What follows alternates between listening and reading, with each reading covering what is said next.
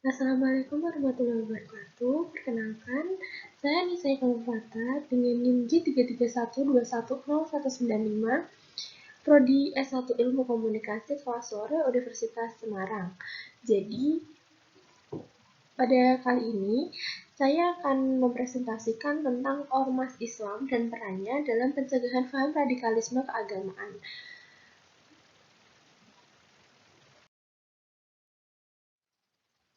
Tujuan saya membuat makalah ini adalah agar dapat membantu pembaca memahami tentang peran ormas Islam dalam mencegah paham radikalisme di Indonesia. Sebagaimana yang dijelaskan pada makalah ini, ada 2 ormas besar yang ada di Indonesia. Selanjutnya, latar belakang saya membuat makalah ini yaitu karena adanya kehidupan toleransi yang sangat dijunjung tinggi di Indonesia karena banyaknya suku, agama, rasa tahu, golongan di negara kita. Sikap toleransi juga perwujudan dari semboyan negara Indonesia yaitu Bhinneka Tunggal Ika. Karena adanya perbedaan tersebut, negara Indonesia sangat rentan akan perpecahan dan radikalisme. Radikalisme adalah salah satu paham yang berkembang di tengah-tengah masyarakat yang menuntut adanya perubahan dengan jalan kekerasan. Biasanya, radikalisme kerap dihubungkan dengan agama, dan radikalisme muncul karena ada sifat fanatisme yang sangat tinggi terhadap penganut suatu agama tertentu. Rumusan masalahnya adalah peran ormas Islam untuk mencegah terjadinya paham radikalisme keagamaan di Indonesia, yang memiliki tujuan mengenal dan paham akan peran ormas Islam dalam mencegah radikalisme di Indonesia. Kita masuk ke metode penelitian. Jadi metode penelitian yang saya gunakan adalah metode penelitian doktrinal yang juga dikenal dengan istilah penelitian hukum kepustakaan atau legal research yang dilakukan oleh teknik pengumpulan bahan melalui studi kepustakaan. Jadi bisa melalui buku, internet, dan lain sebagainya.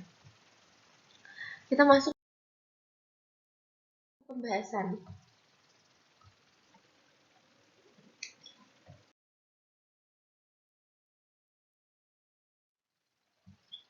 Apa sih ormas atau ormas Islam?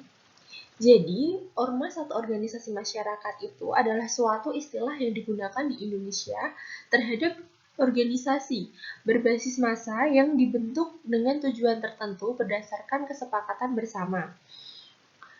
Lalu, ormas Islam dapat diartikan sebagai organisasi berbasis massa yang ditentukan oleh tujuan yang disatukan oleh tujuan untuk memperjuangkan tegaknya agama Islam sesuai Al-Quran dan Sunnah.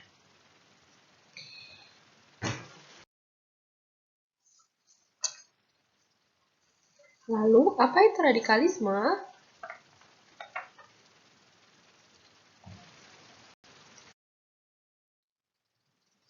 Jadi, radikalisme adalah sebuah fenomena yang menjadi persoalan global yang dianggap sebagai pemicu aksi terorisme yang mengganggu keamanan dan kedamaian di mana-mana.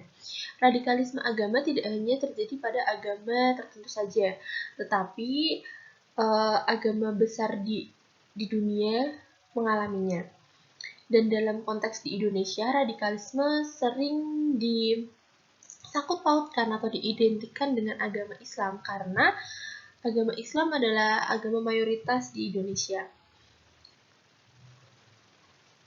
Padahal di agama Islam mengajarkan nilai-nilai toleransi sebagaimana pesan Allah dalam Al-Quran pada Quran Surat Ali Imran ayat 107 yang berbunyi wa amma alazina ibyajhat ujuhuhum fa fi rahmati Allahi hum fiha khalidunna, yang artinya tidak kami mengutusmu Muhammad kecuali sebagai rahmat sebagai seluruh alam.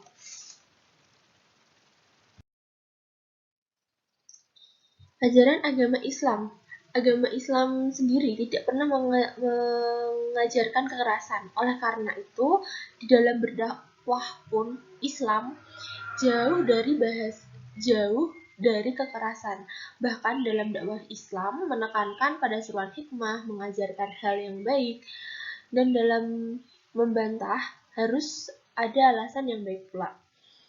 Sesuai dalam Al-Quran, Quran Surat An-Nahl ayat 125, yaitu Udhu ila sabili rabbika bil hikmati wal mau'izzatil hasanati wajadilhum bilati hiya ahsan.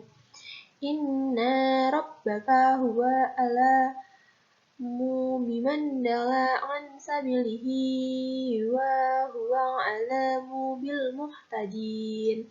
Yang artinya seluruh manusia kepada jalan Tuhanmu dengan hikmah dan pelajaran yang baik, dan bantahlah mereka dengan cara yang baik pula.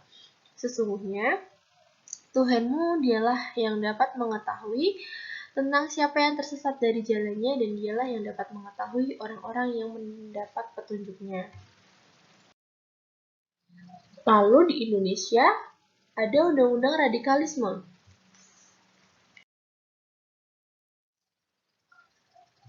Dalam Undang-Undang Nomor 5 Tahun 2018, pada pasal 12A ayat 1, tentang perubahan atas Undang-Undang Nomor 15 Tahun 2003 tentang penetapan peraturan pemerintah, pengganti Undang-Undang Nomor 1 Tahun Pemberantasan Tindak Pidana Terorisme menjadi undang-undang, yang mengatakan bahwa setiap orang dengan maksud melakukan tindak pidana terorisme di wilayah Negara Kesatuan Republik Indonesia atau di negara lain merencanakan, menggerakkan, atau mengorganisasikan tindak pidana terorisme dengan orang yang berada di dalam negeri atau di luar negeri atau negara asing dipidana dengan pidana penjara paling singkat 3 tahun dan paling lama 12 tahun.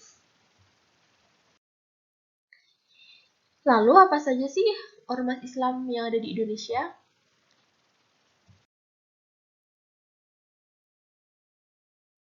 Jadi ormas Islam yang ada di Indonesia itu yang terbesar dan yang sangat familiar adalah NU atau Nahdlatul Ulama dan Muhammadiyah. Nahdlatul Ulama merupakan organisasi Islam yang menganut paham Ahlus Sunnah wal Jamaah sebagai pola kehidupan beragama menurut ADART NU bab 2 pasal 3. NU menganut Islam Sunni, yakni paham yang dianut oleh sebagian besar warga negara di Indonesia. Sedangkan Muhammadiyah juga organisasi gerakan dakwah Islam yang ajarannya bersumber dari Al-Quran dan Sunnah. Jadi, apa peran ormas Islam dalam pencegahan radikalisme?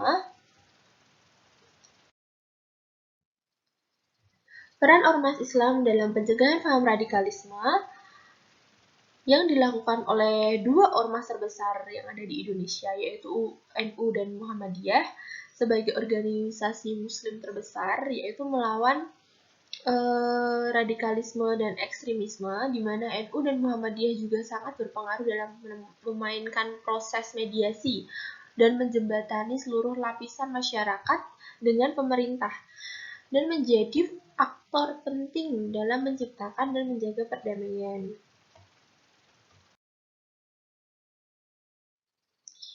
Muhammadiyah, kita masuk ke ormas Muhammadiyah ya, organisasi masyarakat Muhammadiyah. Jadi, untuk mencegah bahkan melawan radikalisme dalam artian negatif ini, maka Persyarikatan Muhammadiyah ikut berjuang sejak pendiriannya organisasi ini.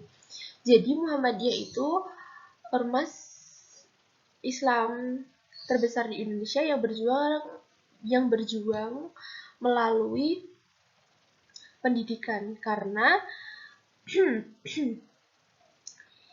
menanamkan dan menjiwai mengamalkan konsep teologi al-ma'un. Teologi al-ma'un yaitu konsep melayani dan membantu orang lain melalui pendidikan, kesehatan, sosial, dan pemikiran keagamaan yang berkemajuan. Melalui lembaga pendidikan, mulai TK hingga PTM atau perguruan tinggi Muhammadiyah, Muhammadiyah mengajarkan dan mewajibkan kepada setiap siswa atau mahasiswa dan seluruh warganya untuk memelihara sifat beramal, berjuang untuk perdamaian serta kesejahteraan, memperbanyak kawan dan mengamalkan ukhuwah Islamiyah, lapang dada, luas pemandangan dengan pemegang teguh ajaran agama Islam.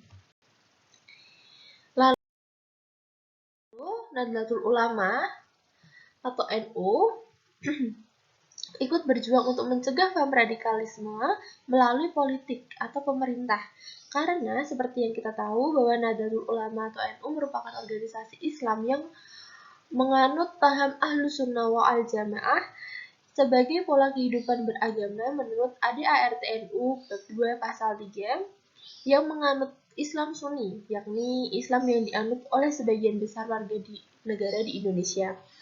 Jadi NU mencegah paham radikalisme lewat pemerintah karena dia adalah organisasi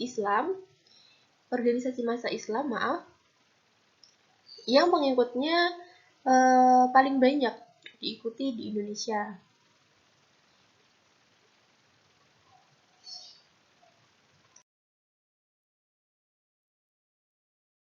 Jadi kesimpulannya, upaya yang dapat dilakukan ormas Islam untuk membentengi masyarakat dari kelompok radikal dan teror yaitu memberikan sosialisasi serta edukasi kepada masyarakat dengan cara berdakwah.